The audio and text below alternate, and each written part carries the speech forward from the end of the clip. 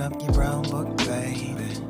It's for you, it's for us. The fantasies, no one can judge us, no one can judge us. This is for us. Open up your brown book, baby. It's for you.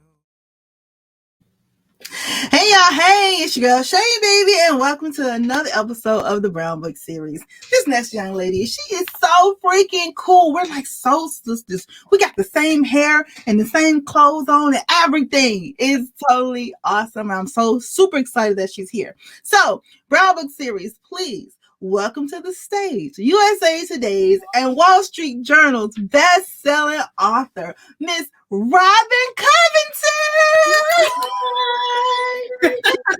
I am so super stoked that you're here with us. Oh, me too. Me too. This is, I'm just glad, like I was telling you right for the pre-show, I'm just glad that you messaged me to remind me, because I was so head deep in college stuff and filling out forms and stuff. And my son, you're his favorite person right now. He's like, thank you so much for getting my mom away from my computer and letting me not fill out any more forms. So you are number one to him today. Tell him anytime. He can just text me real quick and then I'll email you on some, hey, I got a question about some author stuff. Exactly. He's like, shoot, I'm out. A mess. So Robin, besides over there torturing your son about college, tell us a little bit about you. This, away from being this beautiful author, just, what is it like being Robin Covington? Well, it is a really hard job, but somebody's got to do it. So, no, I am picture your weirdest, geekiest, nerdiest, random friend, and that's me. If there is somebody who's going to wear the wrong thing, trip over something, that's going to be me. And I'm from Danville, Virginia, a little bitty town in the middle of nowhere. And I'm a lawyer by profession. That's what I do for the day job. And I have 2 great kids, and I spoil my dog to the point where the vet yelled at me because she weighs too much. So we're on a diet plan. But she's a corgi. Her name is Dixie Joan Wilder. She deserves to be spoiled. I just celebrated my 27th wedding anniversary. So congratulations. On May 28th, we, as we always say, we wouldn't want to do this crazy ride with anybody else. And so, yeah, I'm that person. What you see is what you get. I'm a hugger, unless you tell me you're not a hugger, but I'm a hugger. I will cry at the drop of a hat. I will get all up in your business. I am that friend. So that's me. Oh, and I'm a huge crafter. Like, I'm super geeky about comic books and crafts. And right now I'm really addicted to diamond painting. I don't know if you know anything about diamond painting. What is that? Oh, okay. So, like how cross stitch needlepoint, you have like those patterns and it tells you where to put the stitch on the fabric. Yeah. Picture that pattern, but it's on a sticky canvas and you put these little resin diamonds on it to make pictures.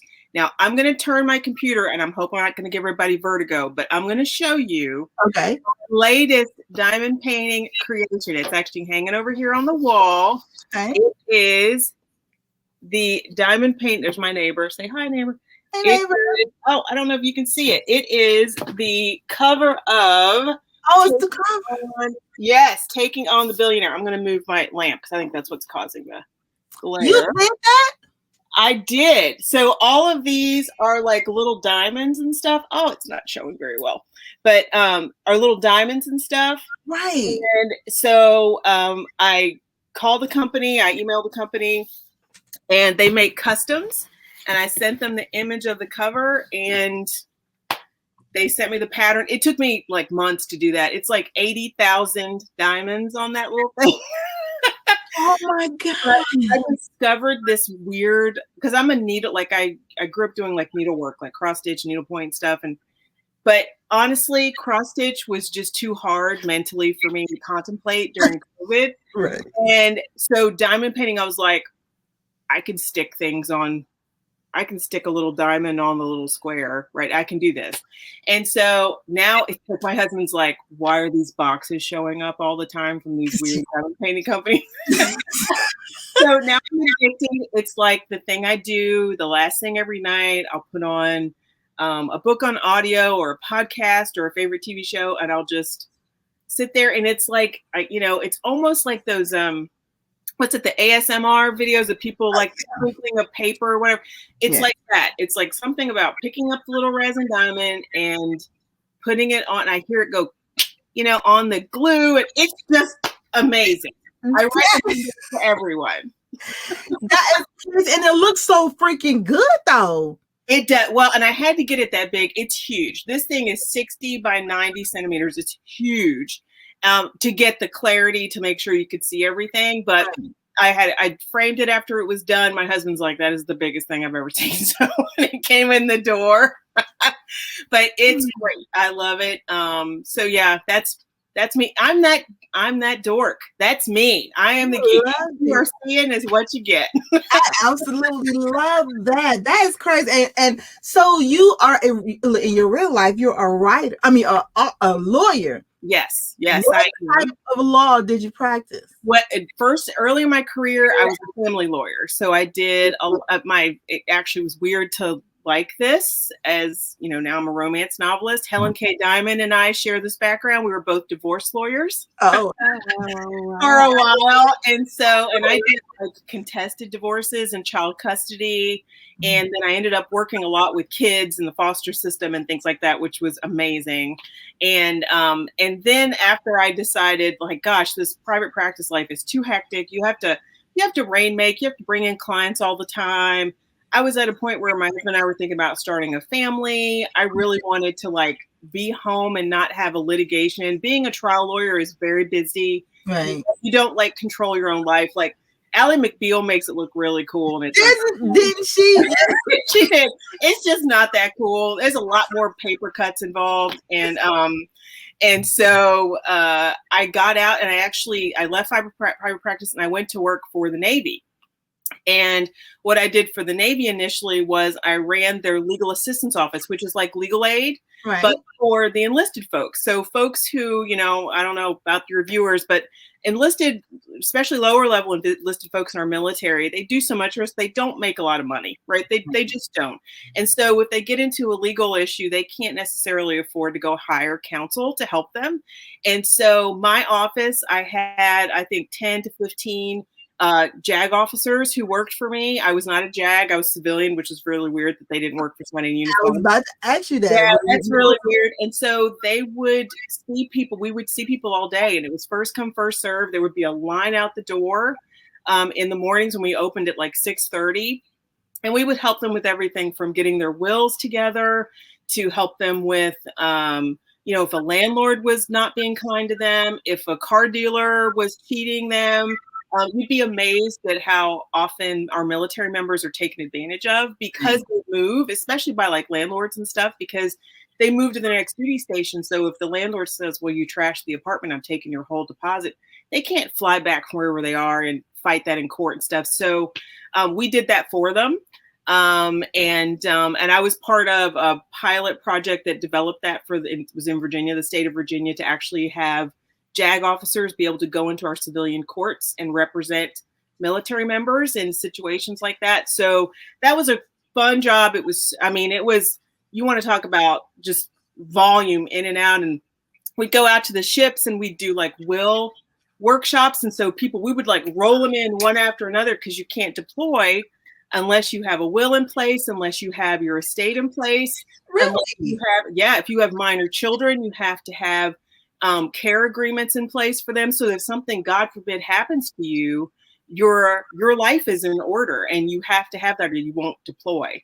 And so we would go out to the ships and we would stay on the ships with them and just day after day, we'd run like a workshop and people would roll through and we're like, okay, we're going to get you right before you go. And it was a super fun job.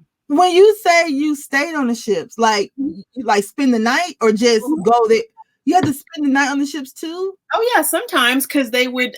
So before they deploy, they do like small operations to make sure, and I'm sure I'm oversimplifying it. They want to make sure like the engines are working or whatever, right? And so they roll them out and they'll go, like a day from port and then come back or whatever. So the sailors and Marines were captive audiences, right? So we would go out with them and we'd run the will clinic all night long and get those men and women taken care of before they had to go overseas and leave their families behind. So that was an amazing, amazing job. I loved that job so much. I felt like really helped folks.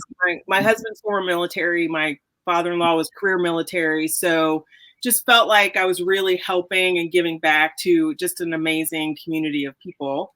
And then we left Norfolk and moved up to DC because everybody seems to have to do a Pentagon tour at some point. Went up to DC and we've been in the DC area ever since. And that's 20 years ago. We said we were going to stay 2 years. It's been 20. Wow. So it's been a lot more. And clearly we can't count. I don't know. And, so, but we've, now we still both work for the Navy, but right now I buy things for the Naval Air Command. So like think Top Gun, like the pilots. Yeah. Right. But I've never seen Val Kilmer in my workspace. I wish. No, he's not shown up. I've left for him for 20 years. It's not happened. And, but I buy like things that go on the ships. My husband actually works for a program that buys actual airplanes, that kind of stuff. So still in the Navy family, we just love working with our sailors and Marines and helping them do what they got to do. It's been awesome. How do you have time to write a book, girl? I don't sleep a lot. I don't sleep a lot. It's just, I've gotten to where I'll like get up in the morning if I have to get my word count in. I write during lunch. I'll like shut my door. It's a nice break, right? When, you get to switch your brain from things where literally it's like, if we don't get this situation fixed, people could die, right? That's a serious job where I can go and like, oh, I'm going to go talk about the fact that they only have one bed in this cruise cabin and they're there for the next week and a half or whatever. It's super fun. I write at night when everybody's gone to bed. And it's just a lot of fun. It's like my breather. It's just something I do. So, but it just costs, I have to plan it. Like I just have to say, I'm going to do so many words a day for this many days to get the book in on time and that kind of thing. And so like anything else, I'm a planner. I love planners and stickers and all that stuff. And so I just make little charts and spreadsheets and geek out to my I absolutely love it. Well, speaking of planning and books and all that good stuff, it brings us to the first segment here at the Brown Book series called Name That Book. Where we take a passage or a character or something related to one of your books and you have to name that book. I'm not gonna pass this. Okay. I made it easy for you, Robin. Made it easy for you. I'm telling you, you're gonna absolutely love it. All right, first up, name that book. He is a character, okay, from one of these books. Okay. Defenseman James D.C. Washington. Name that book. Oh, Free Agent. Free Agent. Now that book, girl. I love that book so much. Oh my God, that book was so interesting. I said, "What's Robin over here writing about the boys liking on the boys she doing?" It was so good, though. Oh, thank you. And I got to set it in my new hometown, right, DC area, and the National Aquarium has never been so sexy. That's all I'm gonna say. Okay. So we're gonna ask who this person is based off of. We're gonna leave it alone. All right, next up, name that book. War tore Gabe and Elliot apart, shattering their dreams of a future. Oh, it's When something. I can see the cover in my head. Yeah, that Notebook look cover when they was out in the rain, kind of. It's when something, and they're gazing each other's eye. I love that cover. I don't remember the title. And you almost had it. When you open your eyes. I knew it was when something. Oh my God. So we take it that you didn't come up with that title. I actually did. It's based upon one of my favorite songs, I think, a song lyric. Look, I call my daughter by my sister's name. I call my son by the dog's name. Who are you again? Okay. I get it. That's so funny. All right. Right. Yeah.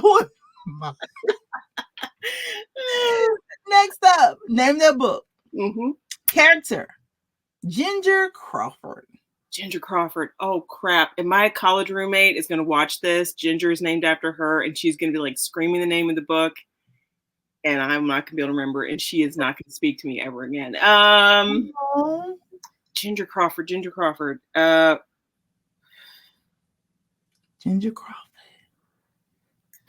I'm looking at my books are down here. Can I cheat like that? Am I allowed?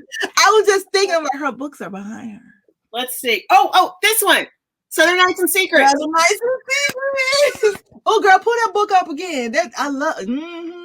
There you go. It's got a new cover now, but you know what? My doctor never showed up looking like that. I'm sorry, but yeah, no, I'm probably glad about that. Me too, girl. I mean, when I did have a sexy doctor, he was my gynecologist. I was like, listen, for you not to get in trouble, I need somebody else. Just get somebody else in here. He's like, can I at least check your temperature? You can do that, but don't get somebody else. Nobody, yeah. Yeah, because it was about to be a scandal down in Atlanta. Okay. Name that book. Now, this is a passage from one of your books, okay? Okay. All right. And kind of think of the book we just looked at. Just kind of think of that. Okay. All right. Think about that one. All right. Name that book. Mr. I am a sex god lowered her hand to his thigh, placing it against hard muscle before scheming his fingers under the hem of her dress. I think that's Mr. A Night of Southern Comfort. I'm sitting there thinking about like who, and I remember that was like the first scene. That was like when they were in the bar together. Yes. I know his name. Yes. Hey, look at you. All right, last one. Name that book. Okay. It's a passage. All right. It's a nickname. I like to restore old cars and bikes. I ride a 1975 Harley. Oh, that is one of my favorite heroines ever, Serena Redhawk from Seducing His Secret Wife. That is your latest release, right? Yes. I love that book so much. Oh my God. Now, Robin, tell us a little bit about this book. Oh my gosh. So it's the second in a trilogy. The first one is called Taking on the Billionaire. That was the diamond painting picture cover up on the wall. This is the second book. The third book is coming out sometime soon. I should have a date. I'm hoping to have a date. It's my fault, readers. COVID killed, like my brain just exploded from COVID and stress and anxiety, and I just could not put words on paper for a while. So it's me. Don't yell at Harlequin, but it's coming. Rowan's book is coming. But this is the second book. It is Serena Redhawk and Justin Lang, and this was the book, oh my gosh, where when I turned it in, I was like, I told my editor, this is like the worst thing I've ever written. You're going to hate it. I cannot believe. And he was like, what are you talking about? This is amazing. And because I just love these characters so much. It is some of my favorite tropes. It is a marriage of convenience, but it's a woke up in Vegas after a crazy night married. It's best friend's little sister. It's damaged heroine. She's actually a ex-military member, and as you know, I love my military members. Okay. And she is just a badass. And Justin, Justin's other than Adam, his best friend, who's Serena's brother, Justin has probably not been a person who's really gone out of his way for a lot of people in his life, right? So other than Nana Orla, and he just figures out that the way to Serena's heart is to give her the freedom to run, but a safe place to land. I love this so much. I like that. The freedom to run and a safe place to land. Yep. Oh yeah, that's hot right there. Yeah, I like that. I said, my husband, I need a freedom to run and a safe place to land. Yeah, because there's a line that he says in the book where he's like, "I'm not asking you to stop running. I'm just asking you to run to me." Yeah. And when I wrote that line, I actually wrote that. The way I usually write is I'll write the first 3 chapters and then I'll jump and write the last 2. I don't know why I do that. And then I'll jump back. I'm also a person, I read the end of books first, so don't tell anybody. But anyway, so I'll do that. And when I wrote that line, I was like, oh man. And I went back and changed a lot of stuff at the beginning of the book. And that's when it really clicked for me, like who they were to each other and what they needed to be to each other to be in that relationship. I absolutely. This was a good ass book. With this is the second book in the series. I like the first one too. I was like, this is real cute, and I like the little cute things that he was saying to her. It's like, it's different because now you guys, but you coming over here hollering for a minute. I'm like, dang, you ain't got no, stay quiet, no nothing, no sexiness, no game. What happened to the game? You know what? I think I'm like an old school like movie lover and stuff. Yeah. I like those guys that have they make an effort. You know what I mean? They may have the swagger, but they make an effort to bring it right when they're. And I love that. So yeah, I like my guys they work for it. They realize they have to step up to deserve these women. Exactly. So as it should be. Is it good thing? Now they just like, come here, girl. I'm like, you mean really? This is how we doing it? So, oh my God. So Seducing His Secret Wife. I absolutely love that book. Now, Robin, how hard was it for you to become published?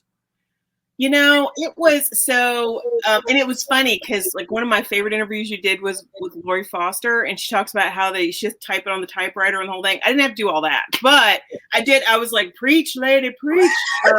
When she was talking, because I started trying to get published before indie publishing was available. Things really weren't digitized yet. I mean, I wrote on a computer. I didn't have to chisel it out on stone or anything. But although some days I felt like that might have been easier.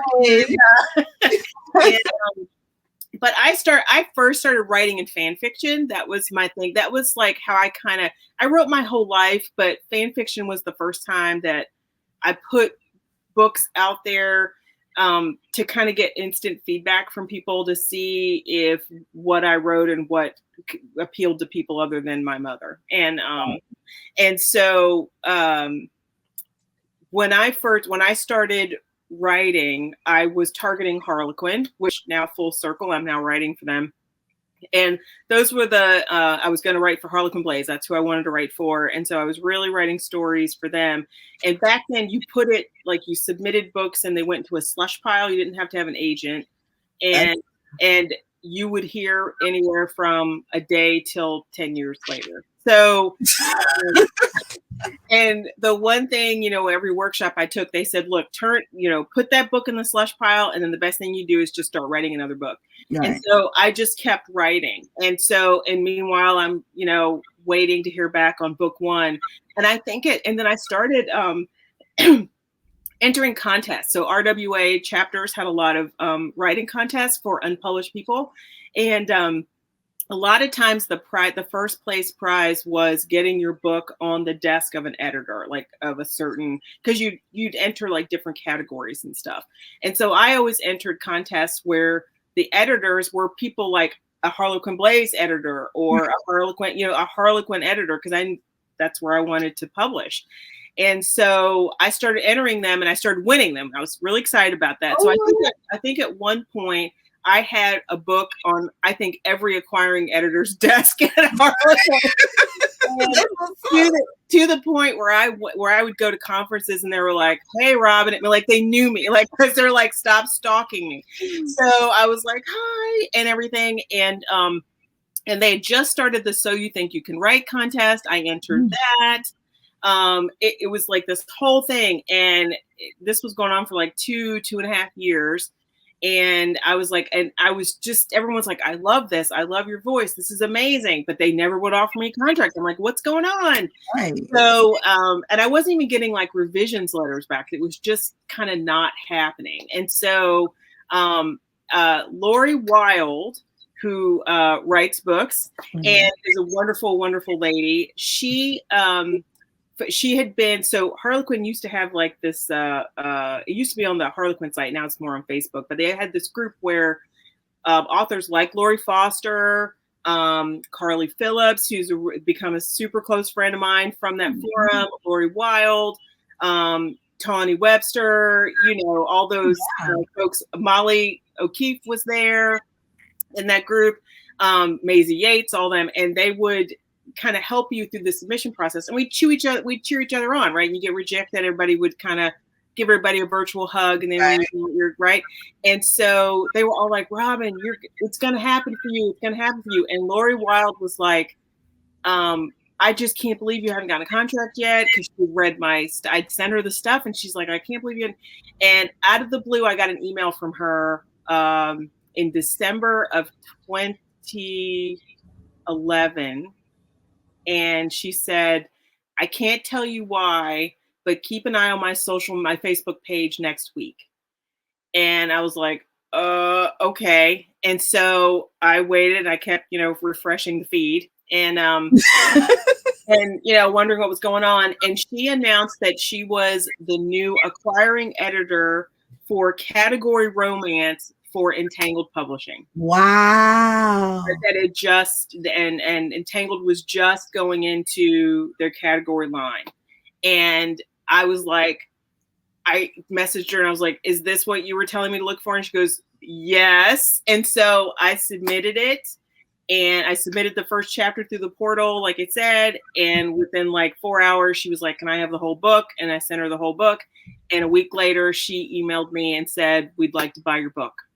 Oh. And I was like, "Oh my gosh." So every time I see Lori Wilde, I just give her huge hugs. I love her forever and ever. Amen. And that was like the whole group. It was me. It was Laura Kay and Tessa Bailey and Katie Robert and Jennifer Probst. And like we were that first wave of Entangled category authors. And so, so it was like, it felt like forever, but honestly, it was maybe 2.5 years from when I said I'm going to write a book to when I got a contract. And that was a drop in the bucket with the weight that some people had to do. So I counted myself very fortunate. It only took me, 10 years, a decade to get to sign on with Harlequin, but I kept trying. So you did great. So when did you know you wanted to become a writer? Oh gosh, since I was a kid, I was always a writer. In fact, down in I need to bring it out sometime. I actually found it. There's a book that I took like a summer experience, like workshop or camp or something. And it was like about writing. And I think I was like 8 or 9. And we actually wrote a book. We illustrated it. And then we cut out cardboard. We sewed the pages together. You cut out cardboard. And then we had like probably wallpaper samples or something. And we pasted it. And so we made like a book, right? I have it downstairs. And it's the most thrilling, page-turning, cannot put it down, 6-page mystery. Oh my God! Yes, this girl could not find I don't remember what it was she couldn't find, but by the end of that 6 pages, you had been on a roller coaster ride, but she had found whatever it was she was looking for. It was amazing. Yes. And my God. That was like the first book I wrote. And I just always kind of like scribbled things and made up stuff, mainly because growing up, I loved movies, I loved television set, but really the only person who came even close to looking like me was Cher. I mean, it was like it just didn't exist, right? And, I am OG loving Cher, man. I cannot wait till she does concerts again. She's amazing. I need to go see her before, rest in peace, she's no longer with us, but she's amazing. I'll pay whatever it takes to go see her. But there wasn't people who looked like me on television or in movies or in books. And, we've all faced that. And so I think a lot of times when I was writing, when I look back on, it was basically maybe like early versions of fan fiction, taking some of my favorite shows and movies and stuff and inserting myself or somebody who looked like me or had my experience in that book, in that story, in that movie. And so that just kind of evolved into actually, when I found fan fiction forums, I was like, oh, these are my people and writing. And then I was like, you know what? I can do this. I love doing it. It brings me such joy and I love it. And, I can create whatever character I want. And really nobody, and especially with indie publishing now, nobody can tell me I can't. That's true. So it's, I can put the books and stuff out that I would have loved to have had when I was much younger me. So I think I've always kind of been a writer. My family had a band. I was singing and music and writing. So I think creativity was just always in my house. Right. And everybody was always encouraged to be creative. My grandfather was a preacher. I mean, he was fire and brimstone and, so he'd go from preaching on Sundays to telling the best stories. My other grandpa was a huge storyteller and a musician. And I just have my earliest memories are sitting around as a family, and we didn't really turn on the TV. We would sit there and tell stories and pass down legends in the family and things. And so I think it was just something I grew up in. It's just a way for some people cook. I think I tell stories and to show the world that I love it. Some people cook and give cookies to everybody. I don't eat my cookies. You don't want to eat my cookies. But read my books. That's how I show the joy and the love and the beauty and all the good things that I see out there that I want to show that, it's not, things suck sometimes, but there's always hope and there's always somebody out there for you. And sometimes that's one person and sometimes it's a whole neighborhood or a whole town or something. But I like to put that hope out in the world. I absolutely love that. That was so wonderful. Oh, thanks. And things do suck sometimes. And speaking of suck, it brings us to our next segment here at the Brown Book Series. called Who'd You Rather? But we'll take your heroes from your books, pit them against each other, and you let us know who you want to have a ride in the hay with. I can do that. But one night only. We're not married. We ain't talking about marrying. We ain't bringing them home to meet mama. We ain't doing none of that. We're hitting equipment. That's it. We're just creating memories. That's all we're doing, honey. We having us a good time, girl. All right. Who'd you rather? First up, tell us who and tell us why. All right. Adam Redhawk or Justin Ling? Oh. I got to say Adam, because he is, and this is going to sound weird, he's a firstborn child. I'm a firstborn child. And I like the fact that he kind of feels like he needs to care and take over and take control a little bit. Okay. And as a firstborn child who's the super organized one, I that appeals to me that I can hand over the reins to somebody else. Okay. Adam it is. All right. Who'd you rather? We'll pick detective against detective. Oh, Detective Jackson Cantrell or Detective Aiden Cross? Oh. I'm going to have to go with Aiden because he is super adventurous and will go outside of his comfort zone, right? And he's willing to he'll try anything one time. Yeah. Jackson's a little bit more in his lane. He's the steady guy, man. He's super sexy.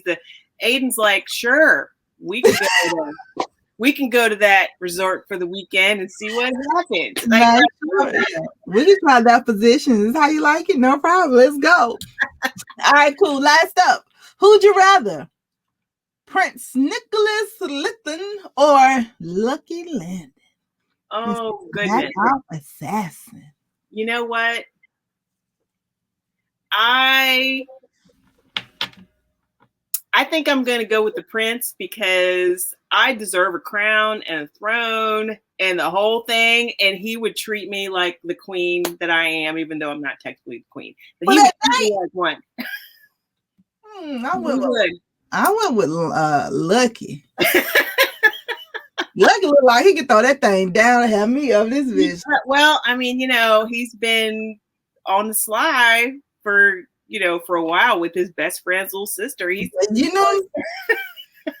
look like he'll do some things, and he's an assassin too. I bet he can do it. Be all rough and yes. Lucky. I think Nicholas he's the guy who would leave like the American Express black card on the bedside table when he left. You know what I mean? So yeah, okay, I'm with that. Because I do feel like I need to get paid for my services. You know what? He can afford it. He's got a whole country. He's got a whole country. That's what I need to get paid for my services. Okay, Robin. Author's moments. When we ask you a couple of random questions and you give us your honest answer. Okay. All right, author's moments. First up. What's your most urgent priority for the rest of the year? Oh, goodness.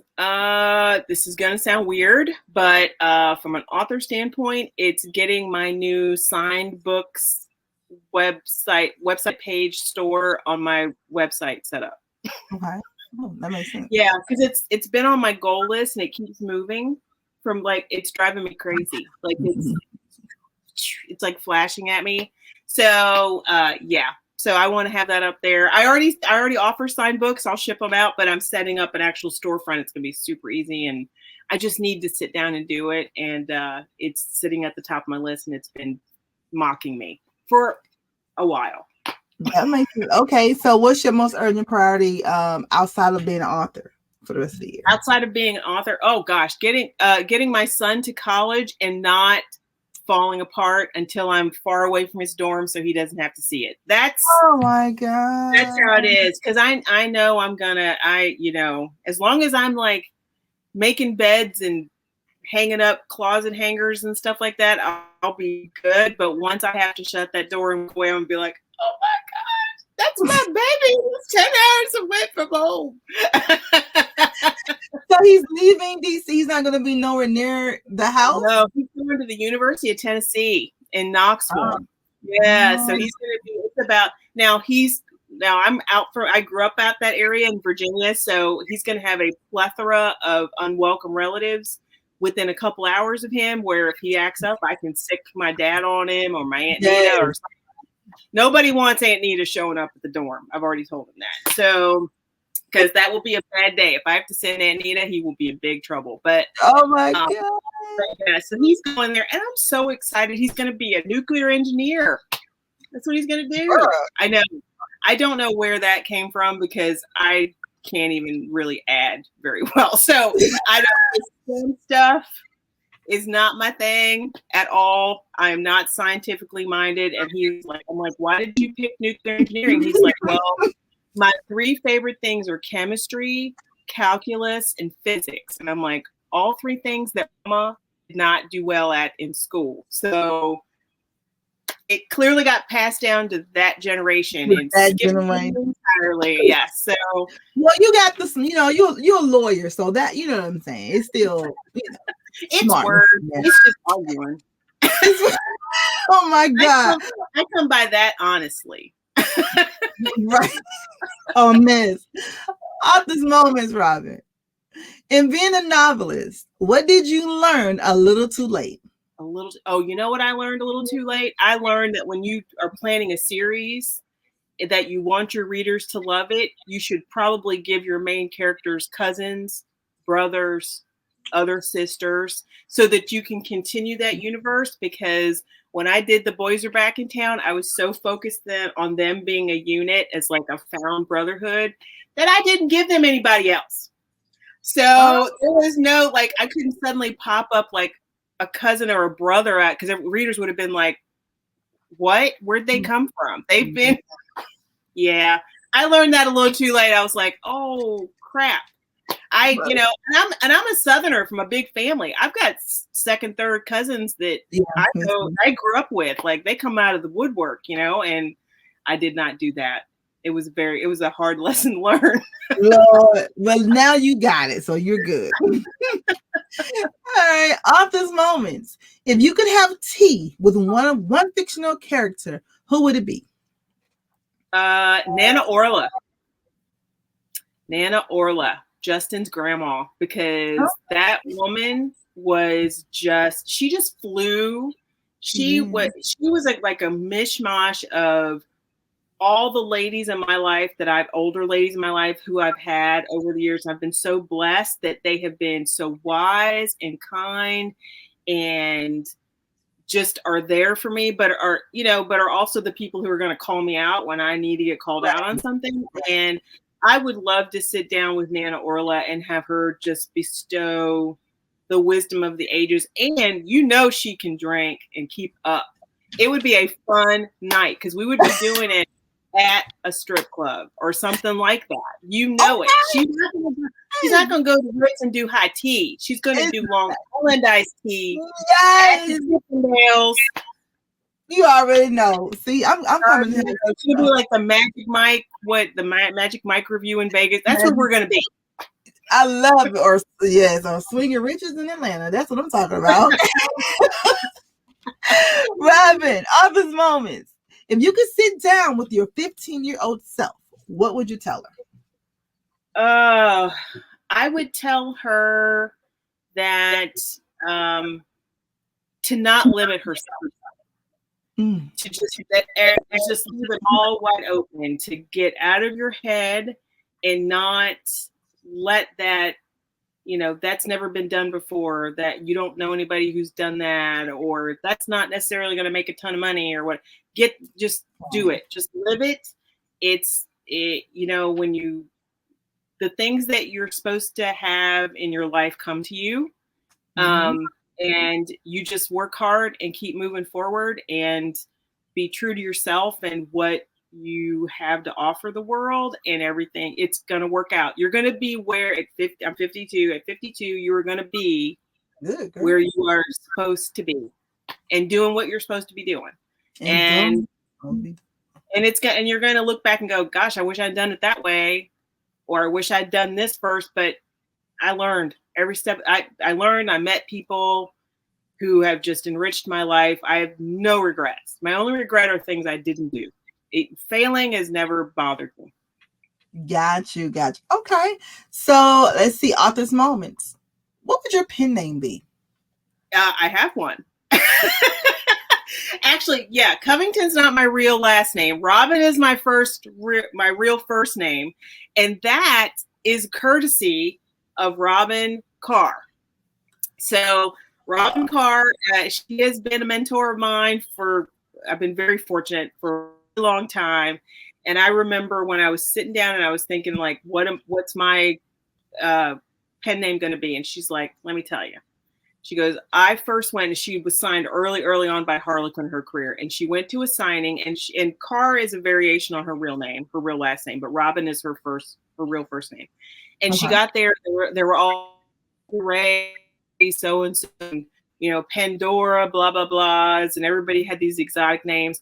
And she was just Robin. And she was sitting there thinking, I should have picked something, super cool or whatever. And then she realized that all these women that had these names, they didn't respond when people called them that because they weren't their name.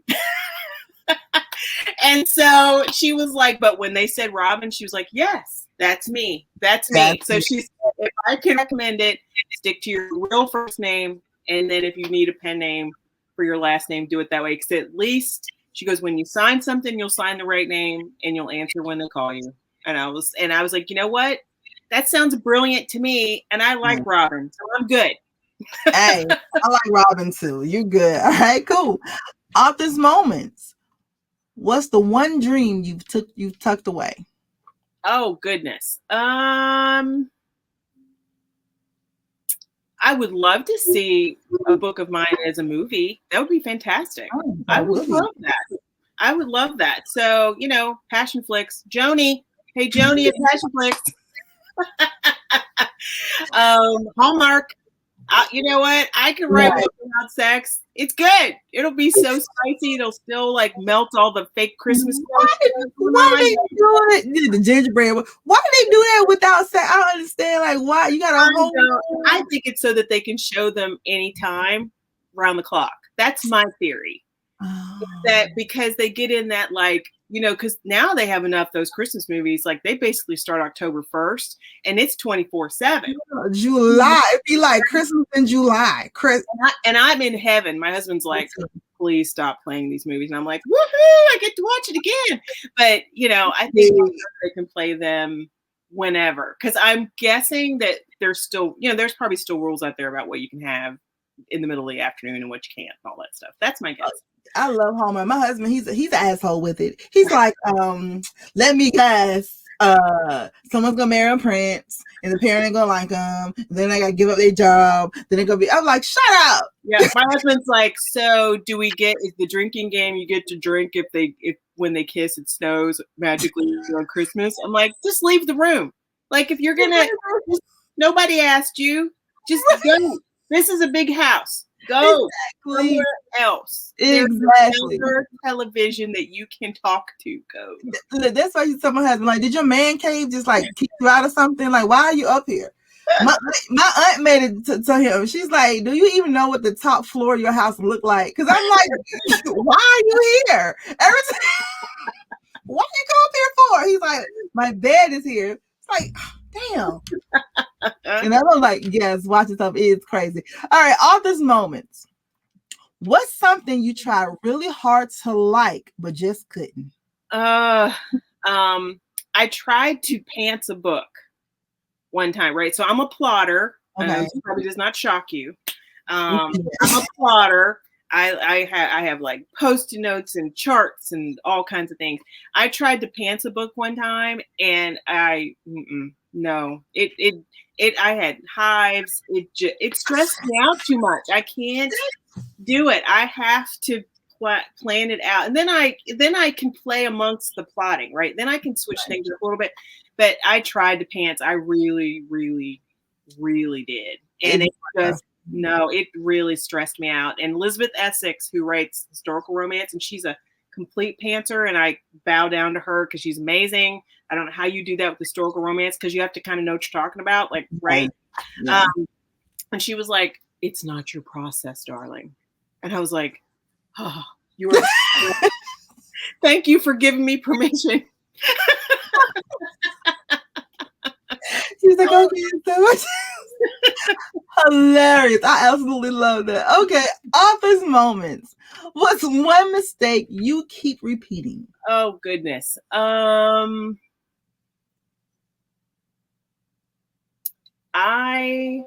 am what do I keep repeating? You know what? I keep not taking the day off of the day job when I have a release out. Because I'm like, it's fine.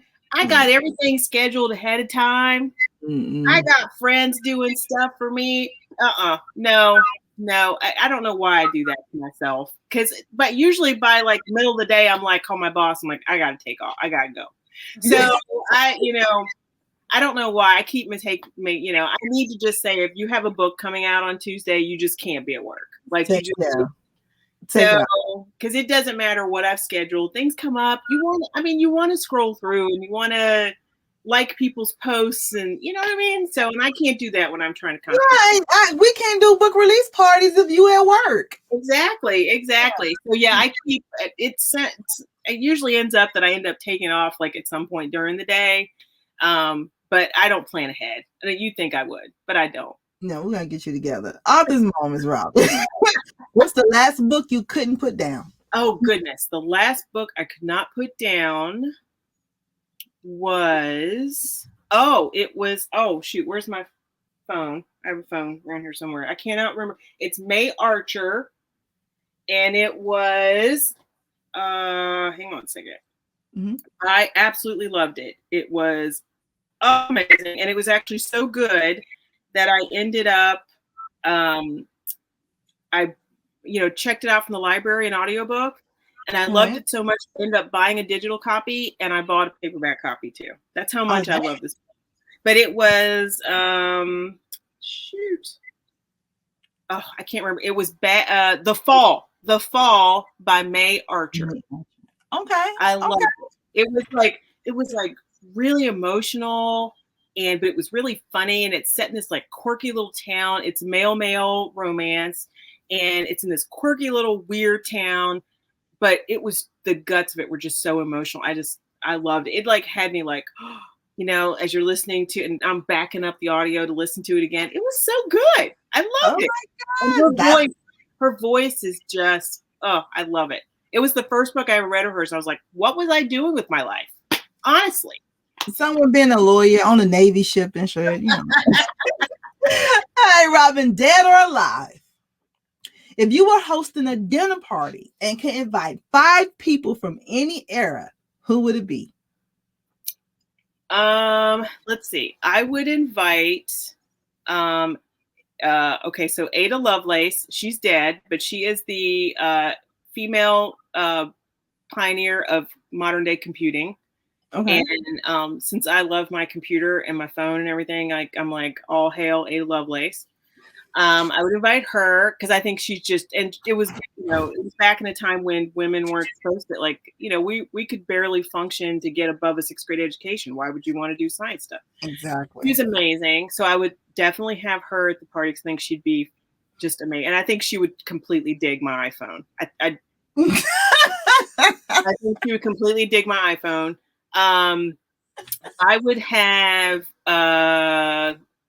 Jimmy Smits, the actor. Okay. Yeah, because I just watched In the Heights, and I remember just how amazing and what a crush I've had on him my whole life. And so, and then I would also have to have Shamar Moore because he's the other one, because it's all about me at this dinner party. Exactly. So I would have Shamar Moore there because I just think he would be hilarious, and I've always wanted to meet him, and I would just love to meet him so much. And then I would have Ruth Rendell. Who? Ruth Rendell. She is a British mystery writer, and I just think it'd be fascinating to talk to somebody who like basically murders people for a living. She's amazing. Her books are great. Okay. She did the Inspector Wexford mysteries. They're like that nice balance between like graphically horrifying but twisty. I love them. Oh, wow. But not like Stephen King. I can't sleep for 3 days. Exactly. Not like that. So let's see, that's 4. Got one more. I would have,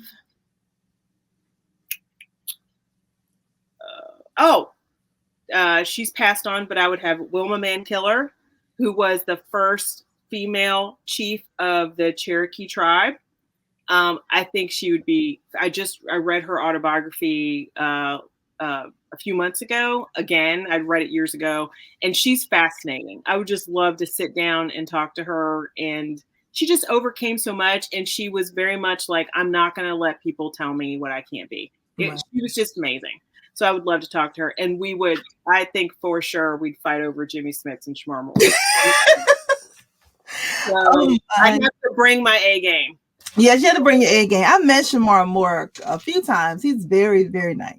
Is he? Nice. He always seems like super nice, and he's just crazy sexy. And I based Mick Blackwood in playing the part on him, and I'm going to tell you, it required a lot of deep dive research into all of the things that Shamar Moore's been in. It was probably, for author moment, it was probably the most difficult assignment I ever had. Oh my God! Because it was just, I just really had to get engrossed in him. It was the things I do for my readers. So, oh my God, you are hilarious. I really enjoyed this interview, Robin. We are at the end. We have one last question. Okay.